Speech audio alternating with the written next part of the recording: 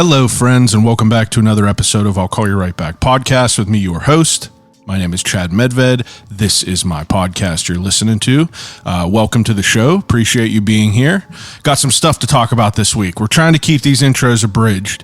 All right, I have an event coming up. It is one of a kind. It's the first of its kind in Pittsburgh. And all I got to say is, who wants to call off work and go on a field trip?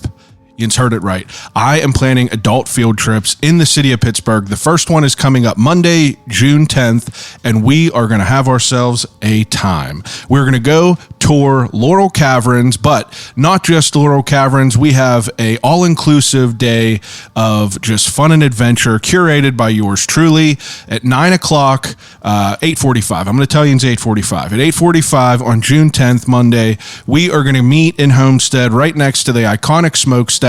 We're going to hop on the Berg bus. If you don't know what the Berg bus is, you got to look it up. It's Pittsburgh's most unique experience on wheels. It's a dope ass party bus, but me and Nick will be on the bus, and we are going to all hop on the bus. We're going to run up to a nice coffee shop, little local business right inside of Charleroi called Perked Up Cafe. Your ticket is going to include a medium iced or hot coffee and a pastry of your choice. And then once we're done having our coffee and pastry, we're hopping back on the bus. We're heading over to Laurel Caverns, which is the biggest cave in the Northeast United States. It is 4 miles underground. Not depth underground, but 4 miles of tunnels and caverns underground, 4 miles worth, linear feet, if you will. But we're going to have a private tour at Laurel Caverns. We're going to go hang out at the gift shop, see the sights. We're going to go talk to the people there, have a good time. And we're going to hop back on the Berg bus, and we are going to go and have a picnic lunch at a beautiful place called Mingo Creek Park. You heard it. We're going to have a picnic lunch after a field trip, just like you had back in high school. We're going to Mingo Creek Park, and we are going to have an elevated brown bag lunch by none other than Carson Street Deli. In your ticket, it is going to include a sandwich, it is going to include a side, it is going to include a drink, and it is going to include a bag of chips. You're going to choose all of these options whenever you go over to the Berg Bus website and buy a ticket. I think we have maybe 6 or 7 tickets left for the very first adult field trip in Pittsburgh. Again, we're going to tour Laurel Caverns. It is going to be a hell of a time. So if you want to call off work June 10th, just say fuck it, call off June 10th on a Monday, extend the weekend, and come hang out with us for the whole day. We hope to see you there. But the reason that everyone is here this week, a very exciting guest. I have been after this guy for 4 years. The first message I sent him was August of 2020, and he is a busy man. COVID was going on and it kind of fell to the wayside, but I reached back in and I got him in the chair, and this week I sit down with Rishi Bahl. Rishi is a musician, he is a promoter, he is the front man of a band, he is a festival thrower. He's a jack of all trades. Honestly, he's a doctor, but he is just a guy that has been in the music scene in Pittsburgh for well over 2 decades almost. He's been in the music scene for 2 decades, playing shows. You might know him from a band called Eternal Boy, formerly known as the Spacepimps. They were a very, very well-known band around the city of Pittsburgh. They're now under another name called Eternal Boy, but essentially the same band. Rishi's been the lead singer, guitarist. He's been making it happen for a long time. And on top of playing in this band and being one of these, he was one of the big deals in the city. Whenever you seen the Spacepimps playing a show or Eternal Boy playing a show, you knew that it was, they're one of the OGs. They were one of the main names that you would hear about, and it was always something that it was in my life. I used to go to shows every weekend. My wife used to go to shows every weekend. We were often in the same shows, just at different points in life. But we were, show kids. We saw these people play. We saw, I've seen the Spacepimps multiple times, and it's just cool to have him in the studio to hear about his life and, kind of his whole adventure through, being in a band for as long as he was. And on top of being in a band and being a well-known signed band for many years, he is doing one better. And about 10 years ago, he started a local festival called the Four Chord Music Fest. I'm sure you've heard about it by now. He's in his 10th year, and it is ripping through. Before, whenever he started this, it was a little bit of more of a local show. It was local bands that he was friends with, and he just put on this show that turned into a festival. And year after year, it grew bigger and bigger. And this year, for the 10th anniversary of the Four Chord Music Festival, it is going to be at Cary Furnace, and they got A Day to Remember, they got Story So Far, they got Census Fail, State Champs, 4 Years Strong, Microwave, Military Gun, Eternal Boy. They got All American Rejects on the second day, Something Corporate, Motion City Soundtrack, the Get Up Kids, Reliant K. He's throwing a banger of a show. That is going to be June 22nd and June 23rd at the Cary Furnace. Tickets are on sale now. You know how to use the internet. Four Chord Music Fest. You can get them now. I believe the deluxe, the VIPs and the early birds and all that stuff are obviously sold out, but you could still get a 1-day ticket, a 2-day ticket, and you could go hang out at the show. You might see me popping up there, perks of the job. He wants to throw me a pair of tickets. I'm going to take him up on that. That's the perks of the job. That's what it is. But I had a great conversation with him. It's just cool to be able to hear, part of this history of the city, part of the music scene in the city, and how someone puts together one of these festivals. In this week, we talk about, obviously we talk about Sudden Little Thrills Festival. That's something that's topical that just happened. It was a big festival in the city that was going on that ended up, kind of just shit in the bed that was kind of understood. I feel like that the general consensus whenever that festival was dropped kind of threw some red flags. But you already know the Four Chord Music Festival is ripping and tearing. They're throwing it June 22nd, June 23rd. But this week we talk about everything from the music scene in the beginning to the festival logistics, and we even touch on Sudden Little Thrills and how that thing fell apart. But it is a fantastic episode. It is obviously a long one. So the first half of this episode is going to be more about Rishi's life with the band, with the Spacepimps, with Eternal Boy, and then the second half, which you will get next week, will be a little bit more centered around Four Chord Music Festival. So enjoy the 2-part episode. Enjoy our conversation with another person in the scene in the city of Pittsburgh that has just been doing things for a long time. So without further ado, episode 279 of I'll Call You Right Back podcast with Rishi Bahl of Eternal Boy and Four Chord Music Fest.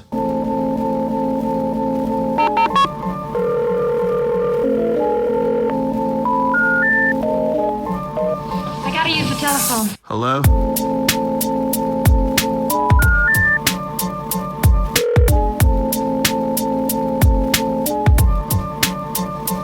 Telephone. I'll call you right back.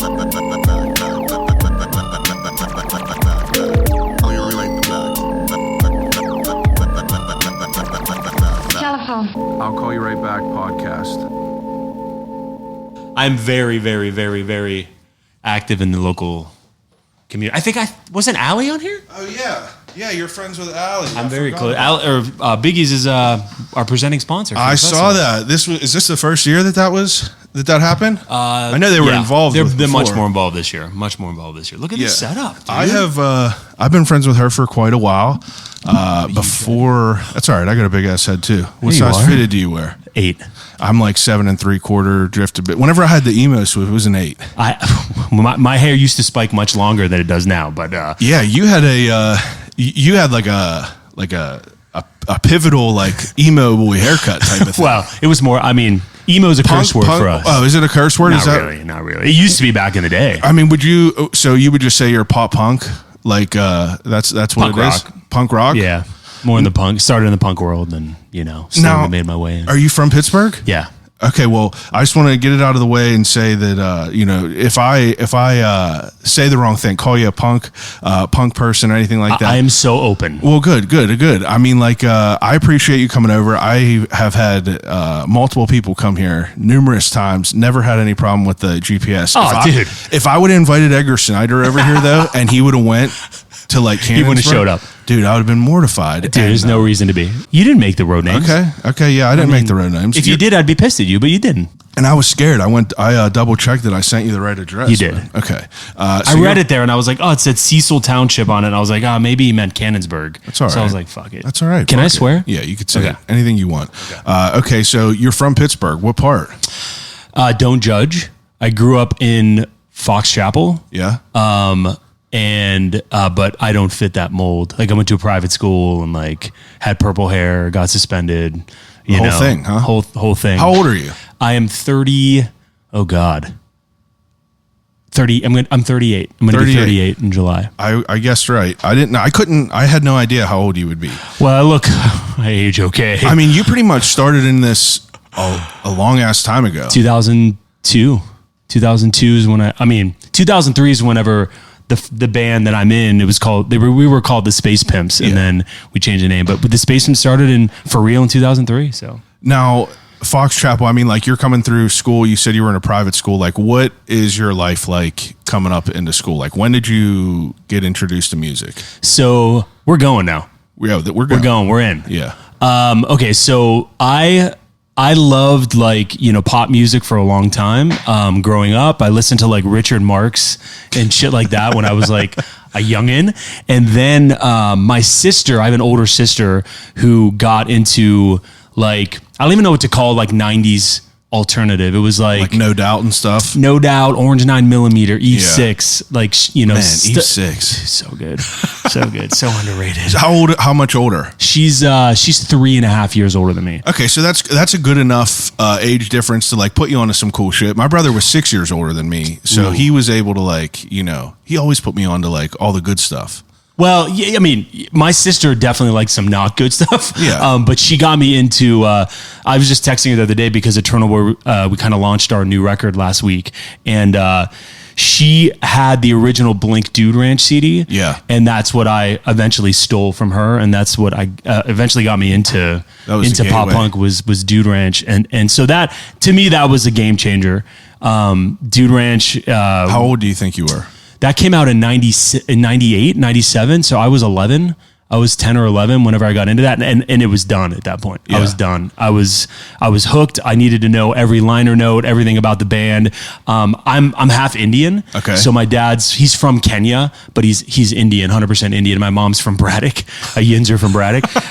So most people, when they meet me, they think it's going to be like a short Indian guy, but I'm like 6'6", and yeah, you're definitely way taller than I expected. And way whiter than most people think too. But my first show was at Metropole. Okay. And it was the Snowcore tour, and it was Primus and Blink. And when my mom and dad went to that show with me, so they, and when we were there, Mark and Tom from Blink were selling Dude Ranch out of their van. Man. And I'd already had it, but like they were like us. So I saw that and I was like, Blink really did it for me. And then what I did was Tom had a guitar that had stickers all over it that had band names. And so there was Pulley on there. There was Propagandhi on there. And so that was how I figured out other bands to get into, was from the stickers that were on his guitar, which is ironic because they don't sound like any of those bands, particularly. And so that was, I kind of got more into the punk side of it at first. And then I'm at this private school and I'm listening to like Propagandhi and NoFX and Bad Religion. And I'm like, what the fuck am I doing here? Yeah. And so that was my original gateway into it. But I ended up settling in what I would call the Drive-Thru Records era. Yeah. Which was, the pop punk heyday, which was Alistair and Homegrown and The Starting Line, Newfound Glory, the Ataris, Rufio. Still loving punk rock, but I kind of made my way into the space vis-a-vis Dude Ranch. Were you playing music at this time? No, I played, I was a pianist and like I took like piano lessons and then. Like whenever you say that, like how long? Like, or is this just like 1 or 2 years? For piano, I played piano from when I was like in first grade until I was in like 7th grade. Oh yeah. So yeah. You're doing some time on the piano. Well, if you put sheet music in front of me today, like I could barely, I'd be like limping through it. But yeah, so and then I got into like singing and choir, and then I picked up a guitar a day before I started the Spacepimps. Really? Yeah, I never played guitar before that. And what year is that? That's 2002. 2002. So how old are you then? 15? I am 15, yeah. Wow. Yeah, 15, 16. So do you have anyone, like, are your parents like into music or anything? Yeah, yeah. My dad, when he came to America in the 1970s, he's a physician, but the first thing that he did outside of that, he always loved music, but Indian music. Yeah. He volunteered and was actually the disc jockey for the longest running Indian radio show in all of America. It's called Music from India. Yeah, he's really cool. My mom and dad are the coolest people ever. It's inexplicable how awesome they are. But so he did that, and there was music around. He had like a music room that he had vinyl basically and 8-tracks when we were younger, and it was mostly like Lata Mangeshkar and like these Indian, like sitarists and ghazals and all these songs and wow, which is cool. So like music was around. My mom was like loved like the Beatles and shit like that. Like I guess every, boomer mom or whatever. But yeah, it didn't really do it for me though. Like I love the melodies and like that's what always stuck out to me. And like even in choir was like the melodies, or like in the Beatles or like Indian music, I would hear the melody and I'd be stoked on it. But at the end of the day, it was like seeing those melodies in this like aggressive, angsty, kind of independent way that I was like, yo, this is sick. So that's where I got into it. I never got into your world as much. Like the metal world scared me a little bit. But it was they were intertwined, the scenes, right? Well, whenever you're 15, 16, 2002, 2003, like was there, I was only 12 or 13. So like, I don't really know what was the presence of like, that world of like being like metal bands and stuff like that around here compared to like, having pop punk and just regular punk bands. That's a great question. That's a really good question. It evolved. Like I remember like growing up and going to my first job I ever had was working at Club Laga. Wow. And Club Laga was like, I don't know if you've heard of it. Yeah, come on. Yeah, okay. I didn't know. Well, yeah, so it's all right. You're It's 34, 5? I'm 34, yeah. 34. Okay, so you definitely know it then. So Club Laga was like the gateway for everything, right? The band that we looked up to was Punchline. Yeah. Who you should definitely get Steve or Chris from Punchline on this. I messaged, dude, I do my due diligence. I've messaged them and it just is unread, which is understandable. But I'm gonna text Steve right now. I hit you up in 2020. I have tenacity, my friend. Did I respond? Yeah, you did back then, but it was like, you're in between stuff. Yeah, it was right in the pandemic. Okay. So it was like, no harm, no foul. I tried, keep hitting me up. Yeah, anybody. Shoot, and it's going to happen. Yeah. I had to work I literally worked for 4 years to get Sally Wiggin in here. Dude, Sally, if you're listening, you are legend. You look great. Legend. Dude, legend. Look at her. She ages like Jenna Jameson. Listen to me. She rolled up to my house with a trained German Shepherd that she spoke to in German, just chilled in her car. Swear to God on my life. She's a single woman. So, that's like her, I'm sorry. Let's stop for a second. Yeah. Can we rewind? Anything you want to know? I had Sally Wiggin. Okay, so I reached out to Sally before the pandemic. She was like, I'm about to hit Africa for a month. I'll holler at you whenever I get back. Pandemic happened. That's like 2 years. She is an older woman, obviously, so she was more precautious.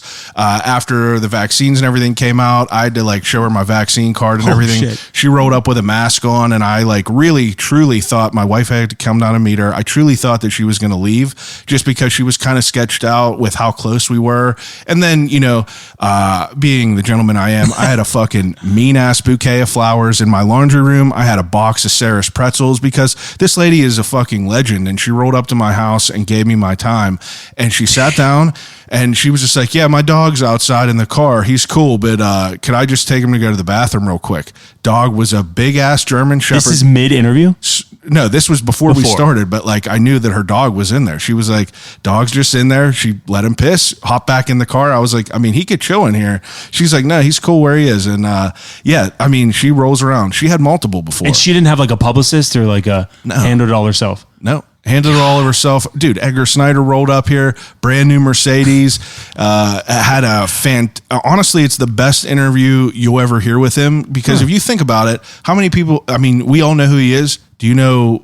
Does anyone know that much about him? Just the annoying commercials. Yeah. He probably proved that wrong. And that's what it is.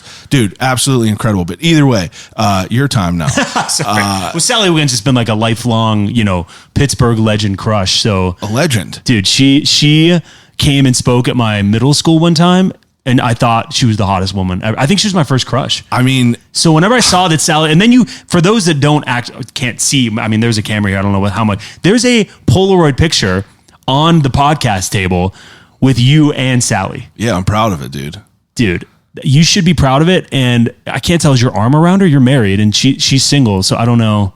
Come on now. I mean, Sally's a wonderful woman. She's great. Yeah, but I mean, like, we're doing some work over here. Great, But I mean, full circle, we were talking about, Laga and like that being the start of everything. Yeah. And you asked about like the metal, like how those, How those scenes kind of were. I mean, it's for me, like I said, for me, it started out like in the 90s. It was much more punk oriented. There were, punk bands. I mean, we don't talk about them anymore, but Anti-Flag was around, Yeah. and then Punchline came, and then that's when like a lot of the pop punk bands started, kind of erupting in Pittsburgh in 2001 to 2004. Then it became very emo and guys wearing girls' jeans and eyeliner and hair in their face, and then it got metal, and got much heavier. Exactly that. Yeah, emo was like his whole time, and then it kind of moved out, and then it was like the grungy metal scene that kind of just took over. Yeah, Once Nothing, was a huge band in that Fuck world. yeah. That I'm, Giuseppe's, is a friend of mine too, who's the drummer now of The Devil Wears Prada, but was in Once Nothing. I mean, like those bands. There was a band from the Charlotte scene called Wings of Azrael, that was a little less metal, more experimental, but emo in that world. Like, we were scared of those bands.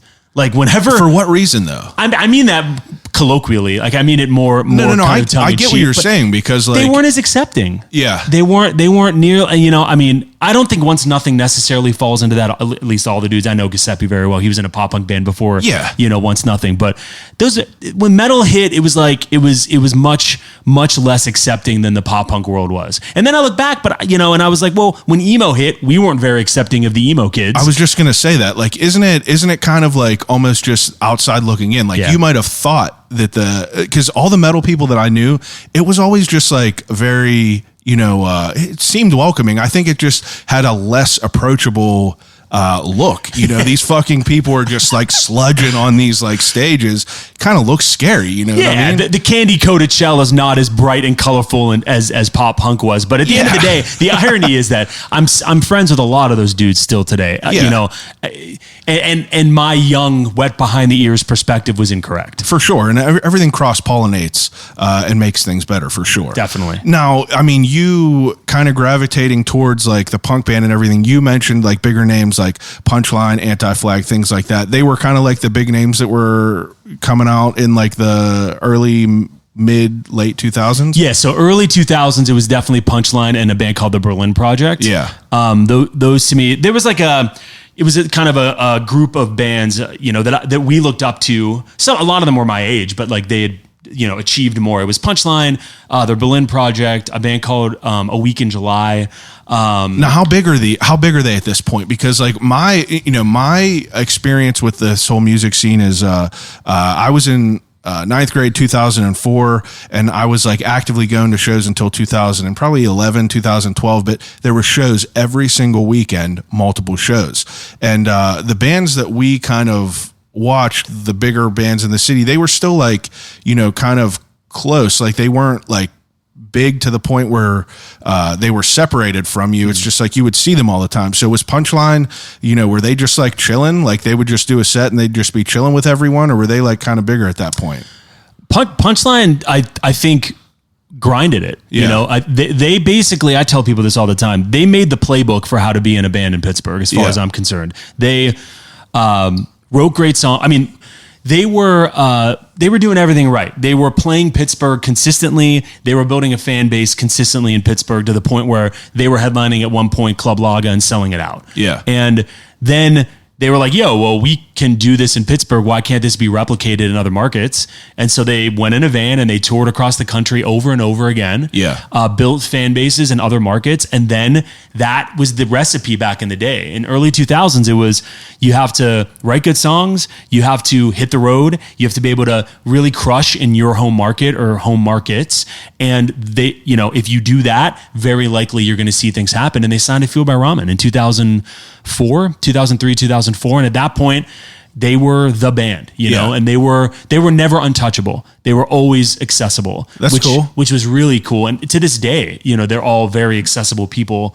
We've done countless things with Punchline, both with the festival and with Eternal Boy and the Spacepimps, and they couldn't be any cooler. They were the sages of our scene, and they were big, and they had a lot of buzz, but they weren't untouchable. Now, was the music scene as frequent as it was what I just described? Like, was there shows every weekend that people were playing? Yeah, dude, it was 2002 to 2004.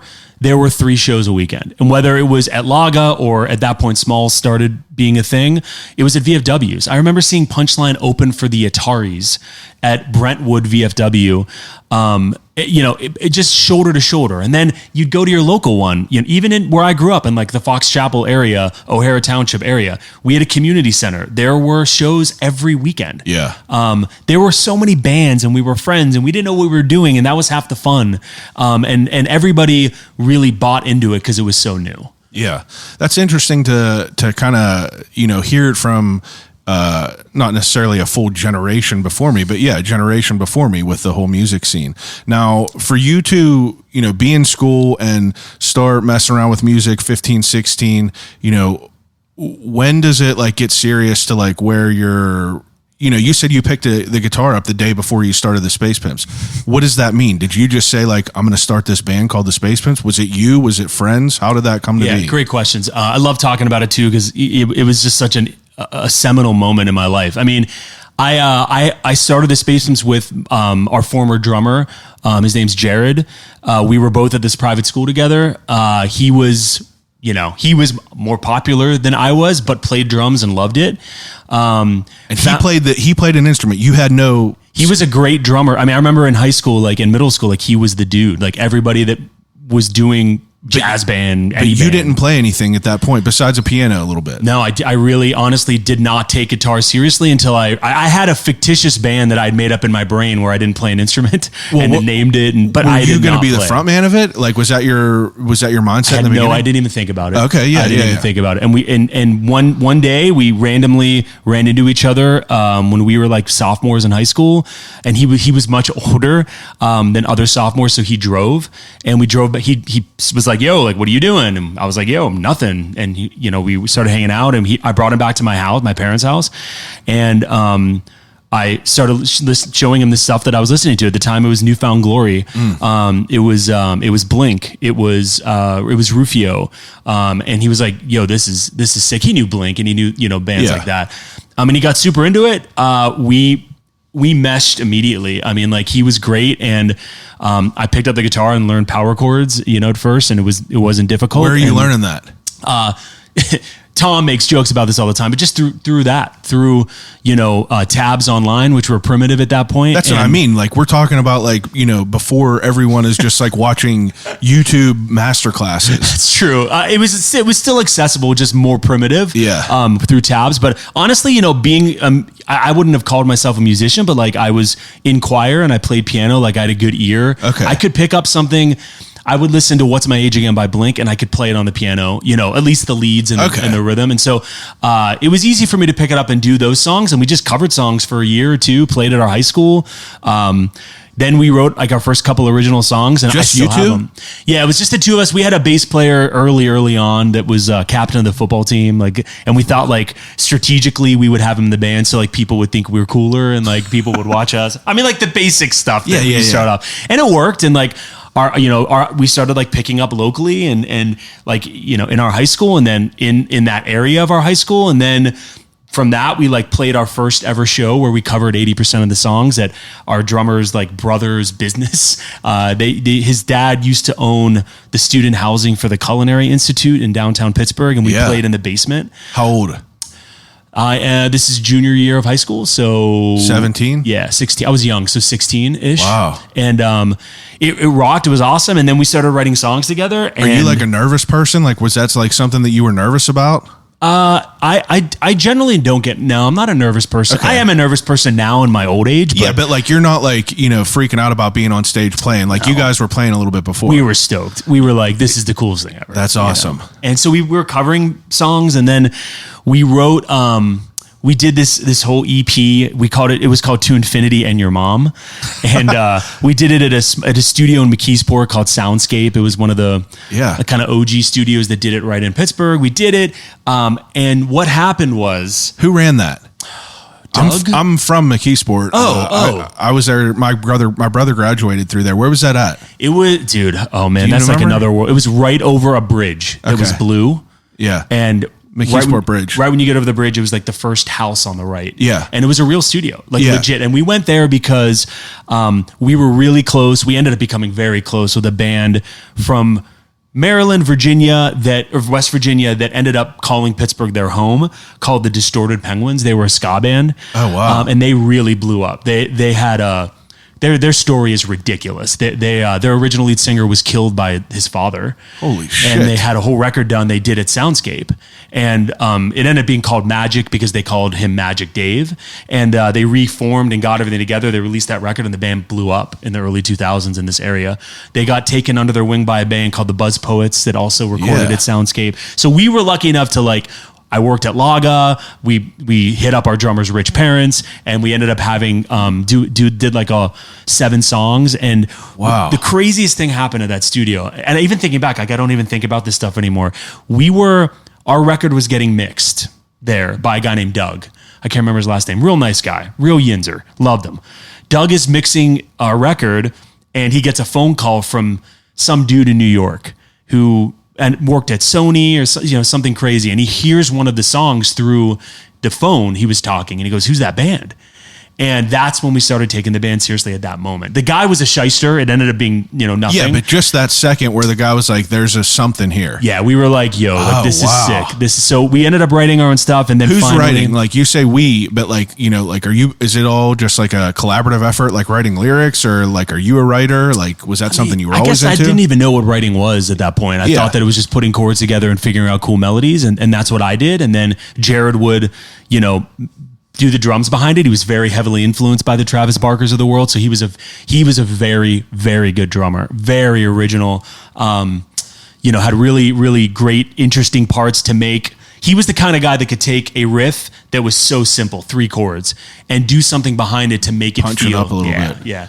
So we did that, and then we just got good. I mean, honestly, I listened to some old recordings and I'm not cringing over them. Yeah. I can see what we were doing and what we were thinking, and it eventually picked up. We ended up doing an EP that really solidified us in the local Pittsburgh scene. Which one? It was called the 10 Things EP, which was 4 songs that we did. We actually skipped an entire 2 weeks of high school to go record it. Our parents were super supportive, but all of them. And at that point, we had a different bass player. His name was Brian, and Brian was in other local bands in Pittsburgh that he stepped in and ended up, that was the trio for a long time, as the Spacepimps. And we recorded that, and we wrote a song called Tell Me Why, which was it for us. At that point, at 17 years old, 18 years old, that opened up every door for us at that point on. So, and this is still when you're in high school. Yeah. So what is your mindset as far as do you guys think oh yeah, this is going to happen, so we're just going to focus 100% on this? Yeah. We were at a private high school where literally 50% of our class went to an Ivy League school. Oh, wow. And so, and our parents had expectations that we could, but in our brains, I think at that point we were like, yo, this is it. Yeah. We're going to do this. And we didn't want to go to college. We ended up doing it. Thankfully, we went to college, but aren't you a fucking doctor? But not the kind that help people, but I have a PhD in marketing that we ended up doing. It's like in The Hangover. He goes, "Actually, I'm a doctor." He goes, "You're a fucking dentist." That's a whole other thing too. But so we this song "Tell Me Why" was it was produced by a dude that I'm still so close with, that he runs the sound and he's the production manager for Four Chord Music Fest. His name's Dave Bjornson. He crushed it, and that just that was right when the internet was starting to take bands and extending and expanding it in directions you could never have imagined. Are yinz big on MySpace and shit? It was actually Pure Volume, which was right before MySpace. Yeah, right before it. Yeah, it blew up on Pure Volume. We had hundreds and hundreds of thousands of views. We were the featured artists, and Punchline, we ended up playing with Punchline at Club Laga, with one of the biggest shows that Club Laga ever had. How do you think that you started to get that first wave of motion? I really think that it was I think it was that song "Tell Me Why." Yeah, but I mean, where do you think that got picked up? Where do you think that it just got? Was it forums back then? So we were playing every We were playing 4 nights a week in high school. Okay. We were playing at venues that, like, looking back and knowing what these venues are now, we had no really any reason to be playing those. Yeah. We played with the original Roboto project with, like, the Promise Ring, like the Kings of Emo. And we're there with a sideways hat with a Tom DeLonge Strat playing with the fucking Promise Ring.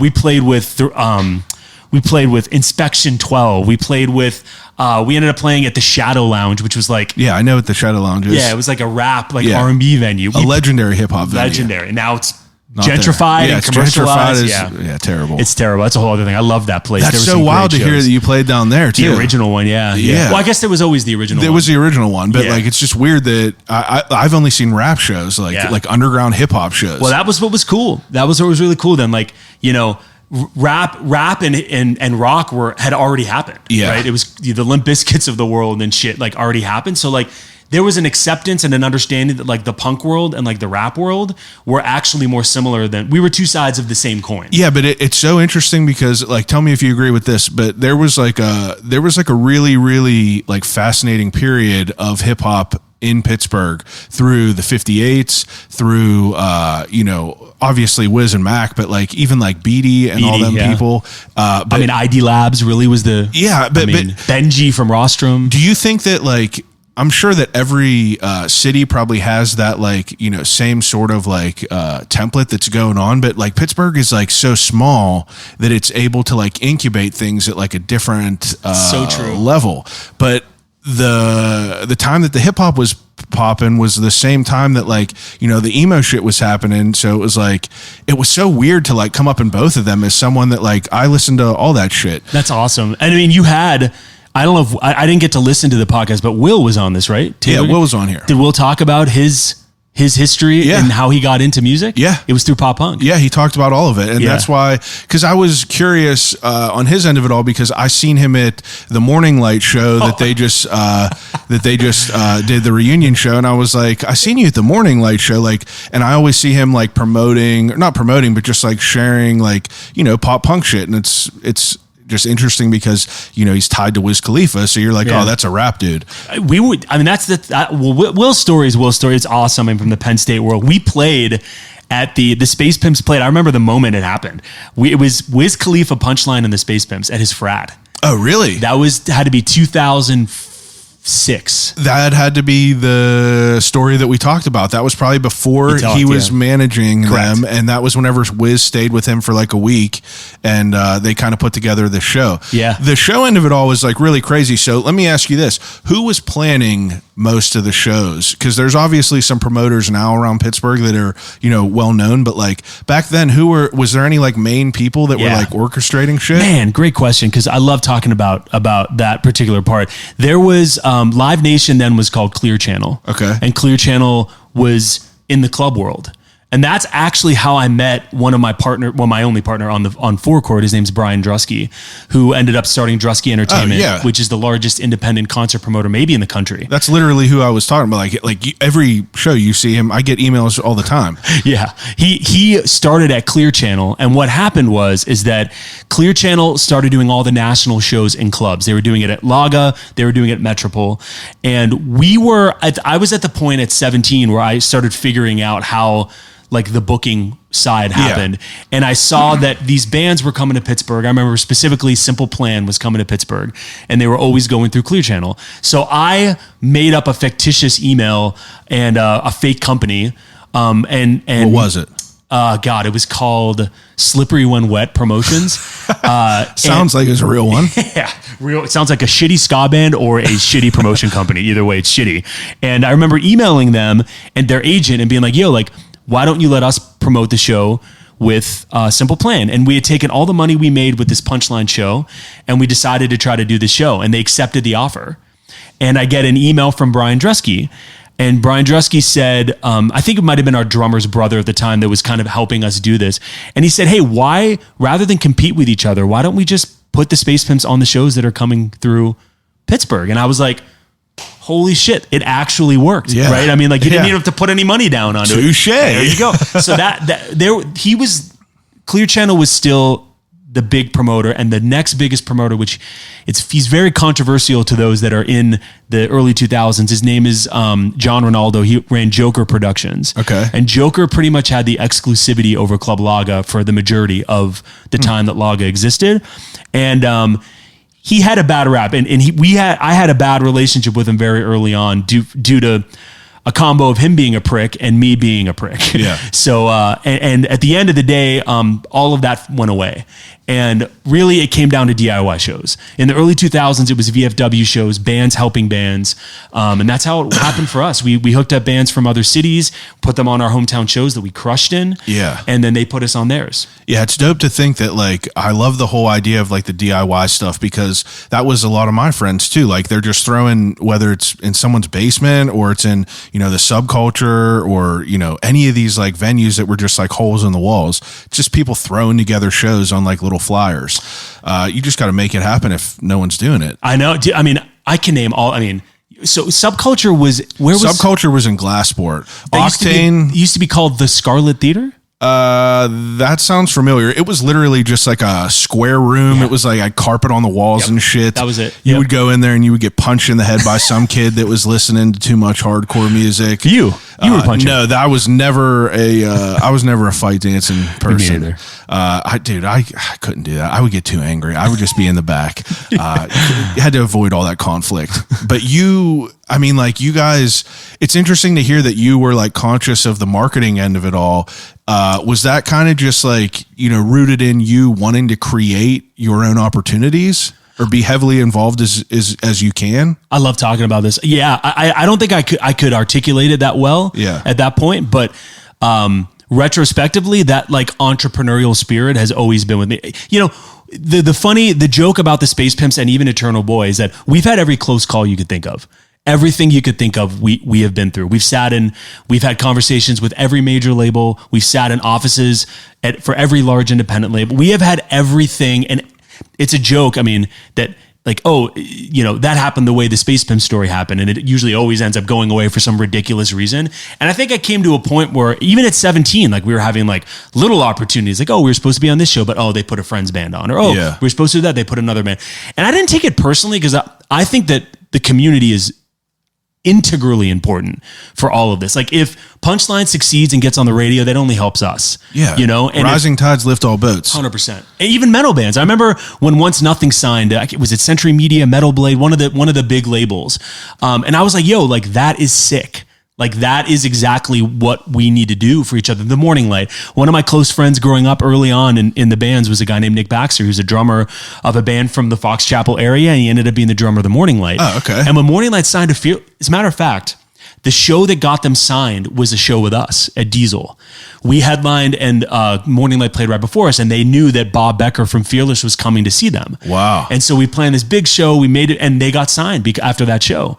No way. When that happened, I was like, yo, like that is only good for everybody. Yeah, it's like the possibility. It's like we're literally seeing our peers prove that this is going to be possible. So that's like, what more motivation could you want? Yeah, the recipe can work. Like every time they said, if you can do well in your market, it can be replicated. Like I heard that a lot from multiple people and places. And but what I felt happened, like we'll say 2005, 6, like it just started getting like too competitive. You're talking about as far as bands, like only one or two could come. Like you got to kind of like fight for what's going to be the best bang for the buck. Yeah, or more so like everybody was then saying, oh, like we're going to sign to so and so. Yeah, like it became this big like dick swinging match of like or pissing match on who is going to get signed first. And what I realized very quickly is that getting signed is the beginning. Yeah, it's the hardest. It's not even the hardest part of the whole thing.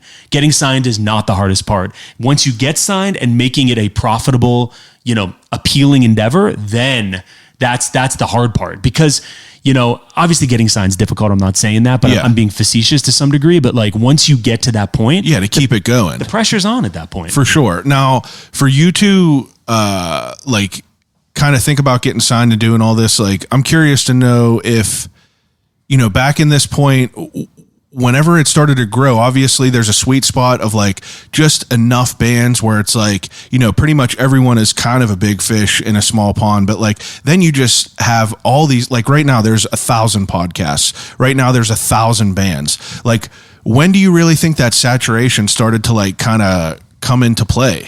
I was just thinking about this the other day, even with the festival and local bands, and, you know, like what is the criteria to get, you know, a lot of bands are like, you know, how come we can't get on Four Chord? And it's nothing personal, obviously, that's a whole other discussion, but it made me think, you know, about the whole process. And I feel like there were more bands back in the day than there are now. Really? I really do. I would agree with that. Granted, I'm not really like tied into the music scene as I was, but like, I feel like back then it was just like, there were so many, you know, but I guess it was just like what we were around. Like you just kept seeing what was around. Yeah. But I don't know. You would say now you don't see as many bands now? I think so. I guess we need to compartmentalize it. To me, viable bands, bands that are not only releasing music, because now, you know, playing a show in 2003 was the same thing as putting your song on Spotify in 2024. So there are a lot of bands putting songs on Spotify, but there aren't a lot of bands doing the whole package, that are playing shows, that are trying to build a local market, that are active on social media, that are releasing new music that's decent quality, that's digestible. I think that the expectation for a band is actually higher today than it was then.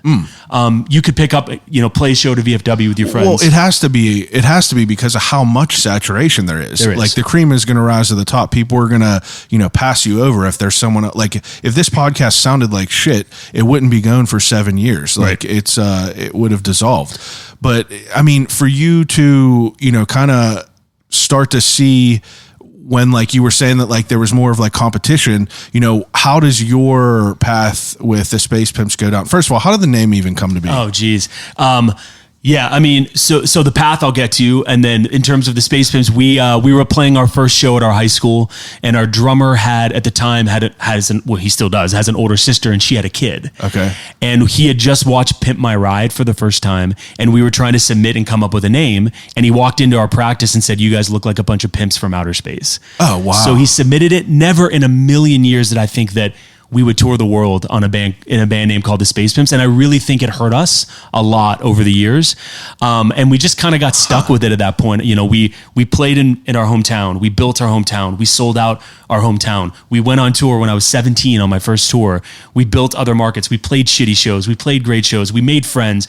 And then we got signed, you know, and we signed to a label in Japan. We toured Japan. We toured China, we toured Europe, we toured, you know, and it ended up being like every time we got to the next record and it was like, here's the time to change it. It was like, yo, but like everybody knows us and blah, blah, blah. So then you're talking about changing the name? Yeah, changing the name at that point. And so, but we got stuck with the name is my point. Well, why do you think that, you know, was a detriment kind of? I think it was fun and goofy in 2003. Then you hit, you know, 2014, 15, and it's like, yo, like I'm 30 or 28 and I'm in a band called the Spacepimps. The meaning, or, you know, however you want to take the word pimp and ultimately how that plays out. That. Yeah, I mean, and it's a goofy, stupid name, you know? I mean, it was goofy and stupid. It worked really well for a long time in that era where it could have been cool. And then it just wasn't. Well, that's interesting to think about that. I feel like that, you know, that's not even something that kind of registered that like that could, you know, you make this decision in 2003 and then like, you know, are we going to even be playing 15 years later? So it's like, that's pretty wild to think about. Yeah. Now for you guys to, you know, start to get signed, like what did that look like after you got signed? You know, like what's your mindset? What's your everyday? Well, you know, I mean, we signed to a label in Japan. Yeah. So let me be clear. There was a lot of interest from every label when we were in college. We decided to go to college. So nonetheless, we become seniors. We are in the band. We are playing every weekend. And then at that point, the summer going into our first year of college, we won the Ernie Ball Battle of the Bands and Warped Tour for the Pittsburgh date. So we played our first Warped Tour when I was 17. What year was that? That was 2003, 4? Okay, 4, something like that. Okay. And so we were like, yo, this is fucking it. Yeah, that's insane. College, we played constantly. Where'd you go? I did 2 years at Allegheny College in Meadville, and then I transferred to Pitt when the band got really serious. Okay. And so I was going not back and forth, but I would stay Monday Tuesday, Wednesday, Thursday at Allegheny and Meadville, and then I'd drive back every Thursday. We played shows Thursday, Friday, Saturday, Sunday, like my entire freshman year of college. Well, why? Like, where's your mindset right there where you're like, yeah, we're going to go to college? Like, why did you make that choice? So, I'm a first generation American on my dad's side. Okay. And my dad came and my mom came from nothing. Yeah. My dad grew up in Kenya. My mom grew up in Braddock. My mom was a nurse and my dad, he's the youngest of 6 and big age gap, 20, 28, 30 year age gap in some of them. Maybe that's too much, but a big age gap. And so he went to medical school. All of his brothers went to medical school and they paid for him to go to medical school. So whenever we were deciding to go to college, I took the SATs and I was applying just to placate my parents. But in my brain, I was like, I'm not going to go and I'm going to have that combo. But before we even had that combo, my parents were like, we know that the band thing is cool and we know that you are really passionate about it. You can do both. And at that point, it was like I was preparing for an argument, and I was preparing for this I'm gonna move out, big argument with my parents, and it wasn't. They were super cool, and I realized very quickly that when we would go on our first tour with bands that were just touring, they'd come back, they'd have nothing. Yeah. They would come back to a job they got fired for. Yeah. Kitchen workers, anywhere that you could get out for a week or two whenever you're going on a little itch. Totally. Baristas were big, big then, so they were doing it. And I'd come back and I'd be in school. And I realized very quickly that it was possible to do both and you can be in a full-time band and do both. What was how did you know what you wanted to go to school for? I didn't. I was pre-med for a year. I was pre-law. I didn't know anything. I didn't know anything until maybe 4 or 5 years ago. And I just realized that staying in school early on, particularly for my undergrad, it allowed me to be in a serious band while not having to commit seriously to things. Correct. You're like, I'll go to school, I can get my grades, and I'm going to be playing shows. Yes. And honestly, there were times, there were summers we did the Warped Tour. We toured, God, I don't even know. I mean, we probably did 150 shows a year, at one point.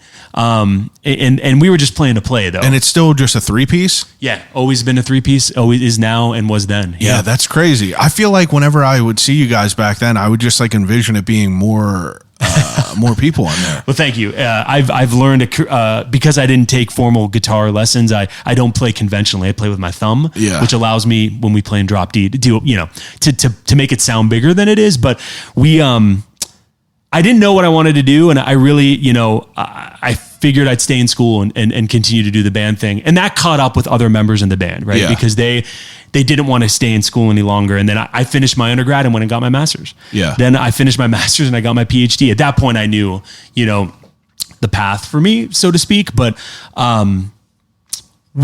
it's so funny because a lot of our friends that did it full time, that dropped out, they didn't have a job when they came home. Then they were like, yo guys, you can't possibly be serious. You guys are an unbelievable band, but you can't be seriously thinking you can go to college and do this. And every time I was like, yeah, we can.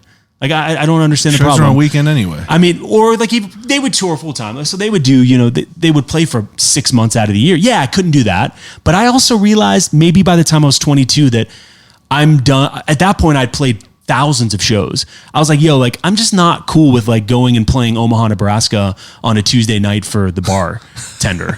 And I was like, either we need to get smarter about this. Yeah. And that's what we did. When the Spacepimps, our bass player ended up, we'll say leaving the band. I don't really, that's still an enigma what happened with that. But he left the band. And then we had who's our current bass player, Joe. He joined, which was a godsend.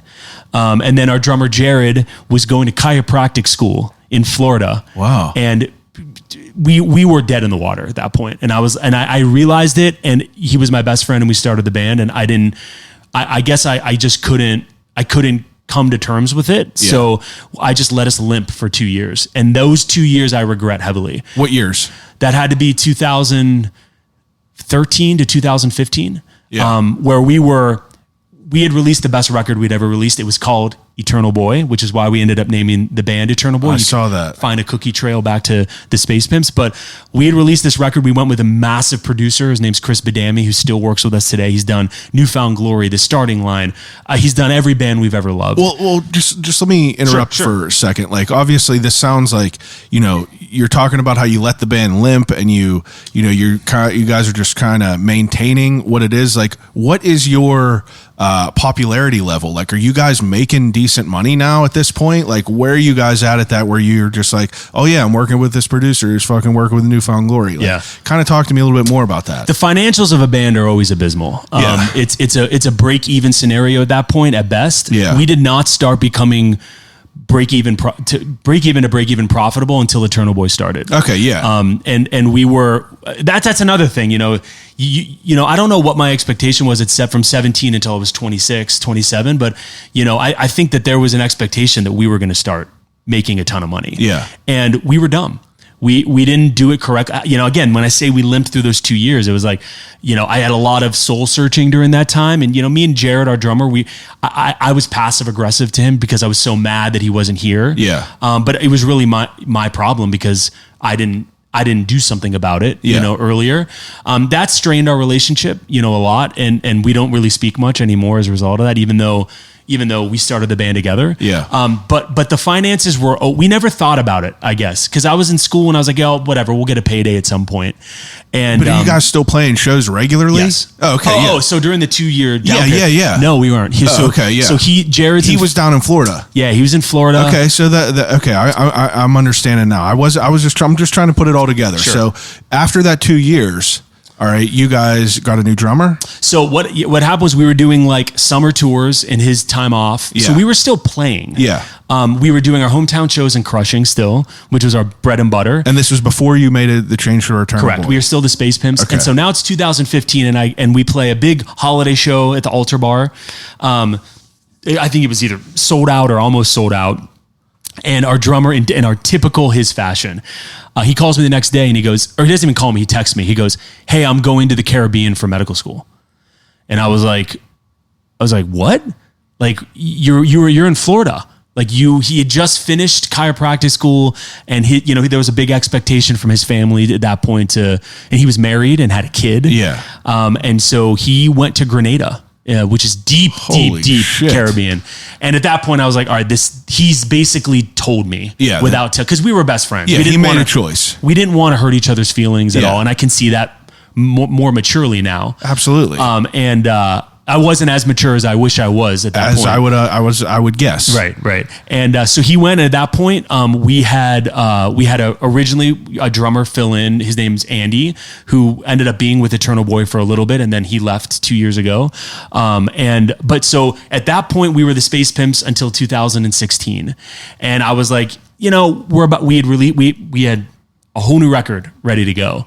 And it was a really great record. It's called Awkward. It ended up being called Awkward Phase. And, at that point I was like, Jared's not in the band anymore. We can still be the Spacepimps without being the Spacepimps. Yeah. And, it was a big, bold move. A lot of my friends were like, what are you doing? Like, you guys are 10 years into this, And I think that I'm very passionate about everything I do, whether it's academia or whether it's Four Chord Music Fest, whether it's rescue animals, whether it's my band. And I am not going to stop doing something until I'm ready. Yeah. And at that point I was like, we were talking to a big label at that point, and they told us we're not signing a band called the Spacepimps. And I remember telling them. They really said that? Yeah. Yep. Wow, that's so crazy to think that like that name is like that much of a shadow over it. Yeah, I mean, I get it. I hated the name. I did for a long time. And I told them, I was like, fuck you. Every label, something happened. But at that point, I was old enough to know, like, just stick to what you believe in. And I told them to fuck off. I was like, I literally told him to fuck off. I was like, we make the decisions in our band. We don't get dictated to. Yeah. And in 3 months we changed the band name. So, so we decided, to keep it, related to the Spacepimps, so people who liked the Spacepimps would know. I love the name. It's a Latin term called puer aeternus, which is has a long literature history from Peter Pan complex and Peter Pan and so on and so forth. And really, what are guys in their 30s in bands? They're man-child. But so you, like, what is your, how nervous are you to change, a decade of history to try to just go on something new? I feel like it could be a benefit, though. It's kind of like a fresh, a fresh thing. You already have this, like, the main thing is like, if I would just start this podcast tomorrow out of scratch, and I would drop an Edgar Snyder episode, there's no net of people that are listening. So that falls through the cracks. Great point. You're lucky to the point where you have this fucking following and you're like, hey guys, this is a new chapter in life. And it kind of like breathes a breath of fresh air into, like, your following, probably you guys yourself. Like, let's turn a new chapter. Let's start to do shit. I wish you were there when it was happening and gave me that same motivational speech, because it was hard for me to see the light through the trees at that point. But that is what I saw. I saw that, like, we just spent 2 years with our drummer that was just, we were limping. We still are so ambitious about everything, and I don't like talking about myself. So I don't love doing podcasts because I don't like talking about myself. But you know what? I'm very proud of being a good songwriter at this point, and at that point too. Like I wrote good songs and we wrote good songs. And I think that as long as you feel satiated, that is what you should do. And it was difficult. It was very difficult for me, but we made the announcement in July of 2016. And how did it get? It was all positive. There was a handful of people, at that point there were dozens and dozens of people that had, like, I'm even embarrassed to say this, space pimp tattoos. Fuck yeah. And shit like that were like, yo, what did you just do to my life? And I felt bad. There's an amalgam of emotions that you feel, but at the end of the day, it was the right choice. We grew exponentially from 2017 to now. In ways we did some awesome shit with the Spacepimps. I'm never going to forget it. It is in the fabric of my ethos. And we still are that fabric. It's just a different color. Yeah. We have done some just unbelievable. I could never have guessed the things that we've done. Even as the Spacepimps, we toured China, we toured Japan, and as Eternal Boy, we toured China, we toured Japan, we've toured Europe, we've toured Canada. Do I think that the name was the prohibiting factor of some of that growth? Maybe. People judge a book by its cover, unfortunately. Yeah. I feel like if I didn't know who you guys were, I would almost think it would be more of a funk band, like Spacepimps.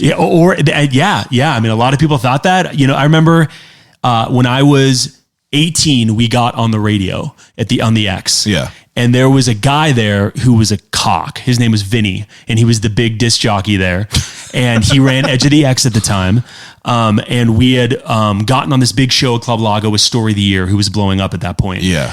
And he goes, Spacepimps, must be 3 white dudes who can't play their instrument.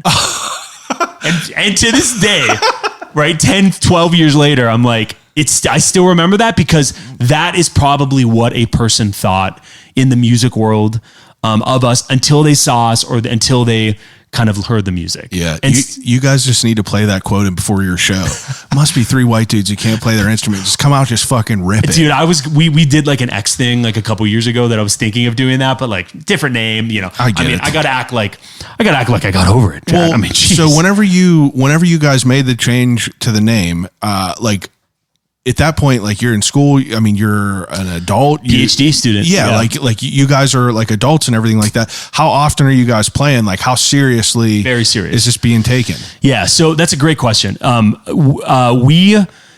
So the reason why our previous drummer, for a multiplicity of reasons, why when we changed the name to Eternal Boy, why that didn't work out was because of his availability. We're older; it's hard to find, people our age that are willing to do it. And my schedule is very, very flexible because I'm a college professor. Yeah. on the outs, right? And I can make my schedule, and I'm off. We had graduation 2 weeks ago, and I'm off until September. Hell yeah! So it's I have slowly, though very incongruently, found that job that I needed, to be able to, like, I love being a professor. I feel like I'm performing whenever, to some degree, whenever I'm teaching or doing research or whatever. Yeah. In the same way that I feel when I walk on stage. It's a little different, obviously, but like, it's still similar. And so we were playing a lot. we were playing a lot. I think that from 2016 to say the pandemic, I mean, we were doing big shows. I mean, and then at that point we were like, yo, we can be selective. Yeah. And we were playing awesome shows. Maybe we were doing 50 to 60 shows a year. Okay. Now on top of all this, we didn't even really talk about this. Like, beyond you being a musician, you also run Four Chord. Yeah. Which is, I mean, incredible that, 10 years it technically would have been 11, right? Correct. With the COVID, but it's pretty impressive. Today I went through every single Oh my God. flyer that you guys had for every single Four Chord, just because I wanted to see which one I went to. It had to be the 2016 one because it was the first time Mayday was there. I was a big I can look up and see the tickets if you actually were there or not. I'm kidding. You could go ahead. But I have all these, and like, it's pretty wild that, like, Four Chord, the first one, August 31st, 2014, you had fucking Modern Baseball there, the Wonder Years, Real Friends, Turnover. Yeah, it's just it's crazy to see all these lights. In 2015, you had Citizen there, who is just absolutely ripping right now. They rip. Absolutely. And like, all these other bands that, like, we all know, but it's pretty incredible. So Yellow Card the second year, which is fucking crazy. Yeah, that was the worst year. I lost my ass on that. Well, I bet you did, but like, I feel like in the beginning, like, you gotta lose to be able to, like, get, Yeah. the first couple of times you're getting content for the next year. Look what I got going right now. Definitely. So talk to me about how this even came to be and like how you even approached dealing with all these bands. We're sorry. You have reached a number that has been disconnected or is no longer in service. If you feel you have reached this recording in error, please check the number and try your call again. Thanks for listening. See you next week for part 2.